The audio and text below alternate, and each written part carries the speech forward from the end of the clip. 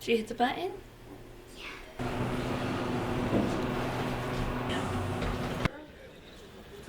Are you ready for the farm? Yeah. Are you excited? Yeah. Hey friends, and good morning. So we are headed to the Farm Where You Live Harvest Festival 2022 in Fountain Inn, South Carolina. We went to their spring event and it was great. So I have high hopes for this fall festival event as well. So we are at the Farm Where You Live Harvest Festival in South Carolina, Fountain Inn, South Carolina.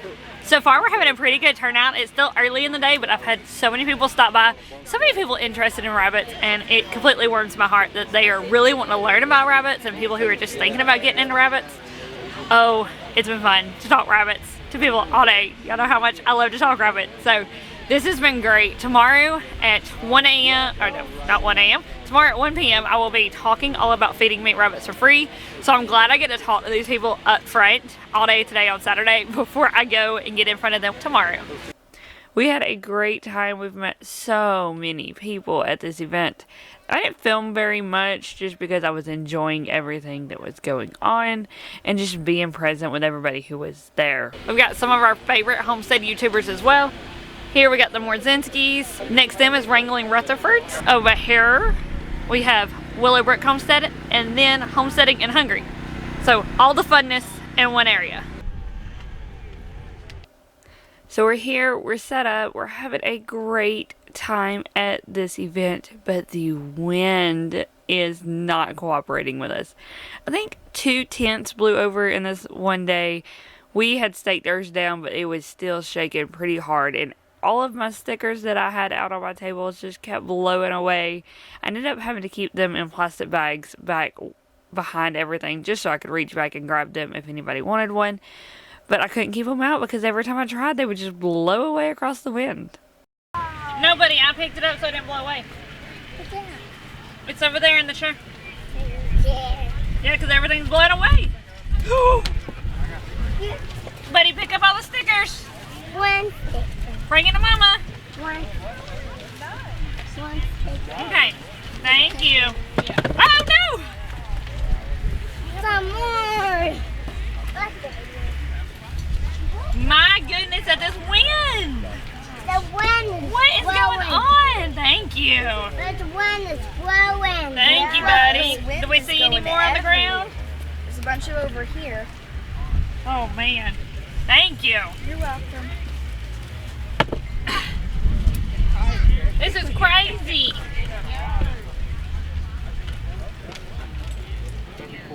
Let me see here. Y'all don't raise rabbits yet. Y'all totally should. I know. I didn't even think about That needs to be one of y'all's projects. It's one of, Who wants to get into raising rabbits? it's, at this point, it would be the straw that breaks the camel's back. It would. It's just like one more thing. More animal. You don't have enough? Well, we haven't done the cow thing yet. We have goats. Okay. So we have rabbits, chickens, and goats. We don't have the cows. got We don't have pigs yet. Surprisingly, the Hollars showed up from the Hollar Homestead. I had no idea that they were planning to come to this event, so it was a pleasant surprise to see them show up. They walked around for 2 days and talked to everybody that was there.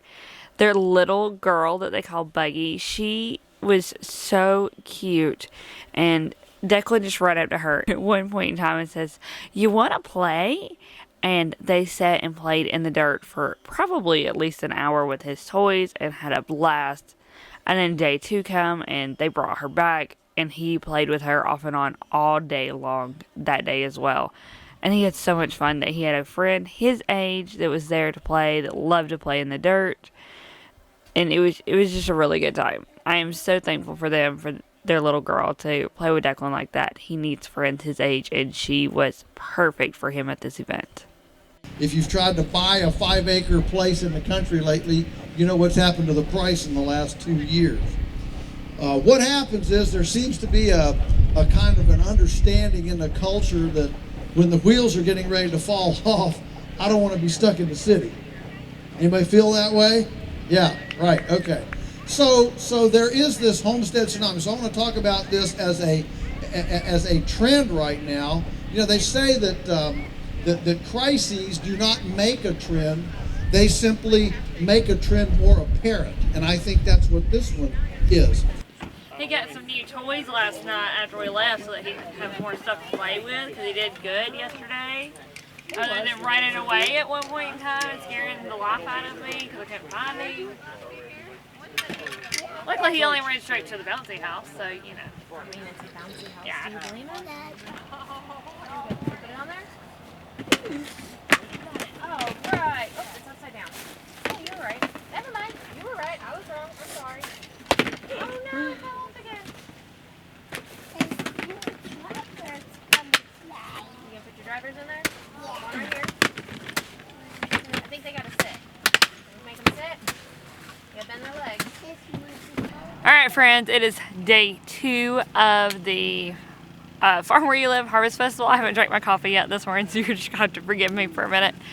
Today we are actually speaking. I will be presenting on feeding your meat rabbits for free. I'm looking forward to meeting more of y'all today. I met so many people yesterday, and I sold like half of my books that I brought with me yesterday. So they are going pretty quick, and I'm super excited about it. So many people who never had heard of feeding your meat rabbits an all-natural diet or had never fed meat rabbits before or anything like that were interested in just learning about the process. So that gets me going. That makes me pumped. And so many people actually come up and said that they either follow me on YouTube or on Instagram or something, and that's why they were here.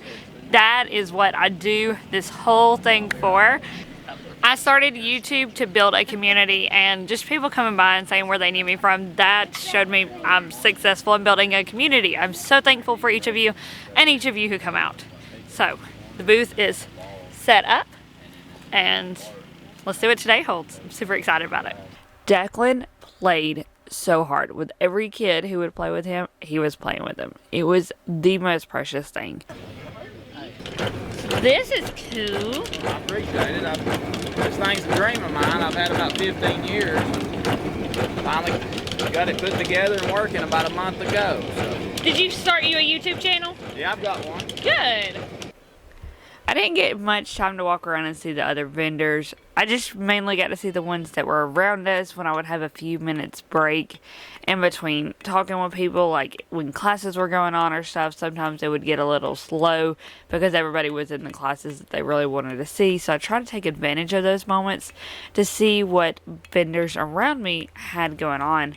But I just didn't get to see very many. So if you were a vendor at the event and I didn't make it to your booth, I am so sorry. It was a pretty busy time over at my booth, and I just didn't want to get away as much because I enjoyed what I was doing. So I did try to see as much as I could. There were all kinds of people there selling. They had a honey stand. They had soaps. Metcalf Mills, he grinds greens. He has a grain mill. He's on YouTube as well. There was a bread booth. There were people selling plant starts. There was Raven Micro Farm that was selling meat, and was talking about their meat operation that they have at their place. I know they even had like sausages on site for people to buy, so that was pretty cool. Oh, I know there was other there, and I'm so sorry if I'm forgetting you. It was a crazy 2 days, but I had so much fun. This booth here at the Handcrafted Home was incredible.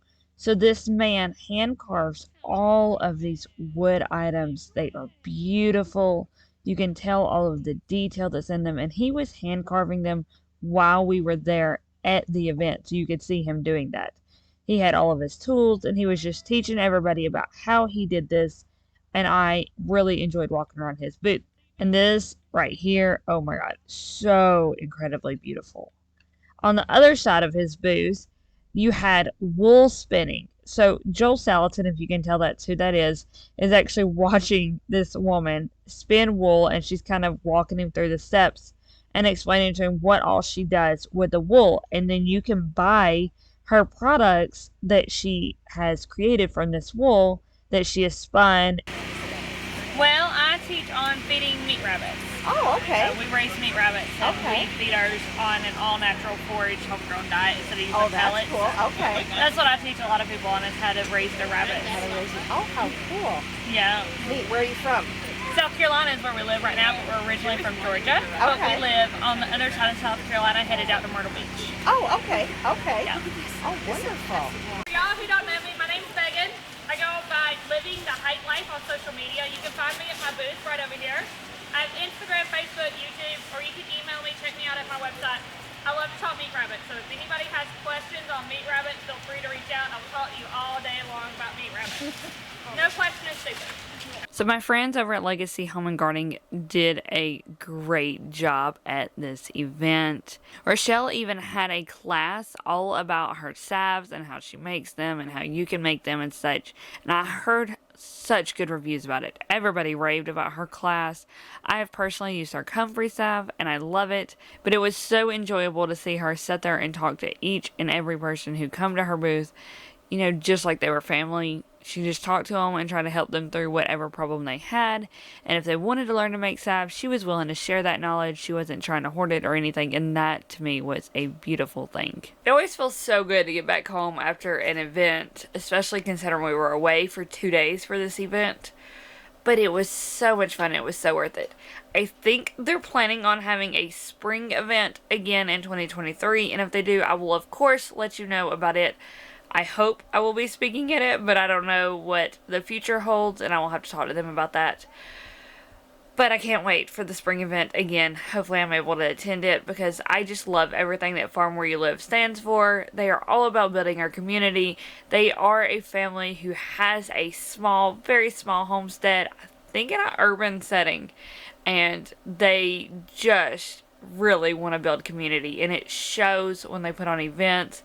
They're always talking to everybody. They have so much fun, and they, you know, they're just always present for you during them, and you can really tell that they enjoy what they do, and I love that. I love anybody who wants to help build the homesteading community and grow all of us together. So thank you to Josh and Meg Fisher for what you do at Farm Where You Live. We over here at Living the Height Life always support you in your adventures. You're doing a great job, and we appreciate you. So if you didn't attend this Farm Where You Live event, make sure you attend the next one. It is so much fun. It is so worth it. There wasn't much we didn't like about the event. I do try to do like a cons. The wind, obviously. I think it would have helped if the speakers had microphones. We didn't have microphones, and so it was kind of hard to talk to everybody, but I have a loud mouth, so I didn't have much issues talking to everybody at my event. I know some people are more quiet and they may have had issues, so I didn't attend many speakers, but I bet that was probably an issue. Did I say the wind already? If not, the wind. And yeah, I think the only other complaint I heard the whole time there was that people wanted to see more than one of the speakers that was speaking, and those speakers were speaking at the same time, because they had 4 tents set up plus the pavilion, which was like the main stage, so 5 tents, and people were speaking almost all day that second day. It was crazy packed with presenters, and there were just so many good classes going on that people were having a hard time choosing between the classes, which is a good problem to have, and I love that. I love that so many people got involved in this event, and that there were that many presenters to have that many tents going on. That is mind-blowing. Anyways, I look forward to next year, to spring 2023 and Farm Where You Live again. I hope to see each of y'all there. If you were there at this event, comment down below. Let me know what you thought of it, any pros and cons you had of it, and if you come to hear me speak, what did you think of that? I do have a full-length video of my speech out, and I will link it down below, but fair warning, the audio quality on it is not great. The wind interfered with a lot of it, and I did try to manipulate the background noise, but again, it's still not great. That's all I have for you today, friends, so until next time, bye. I will see you later.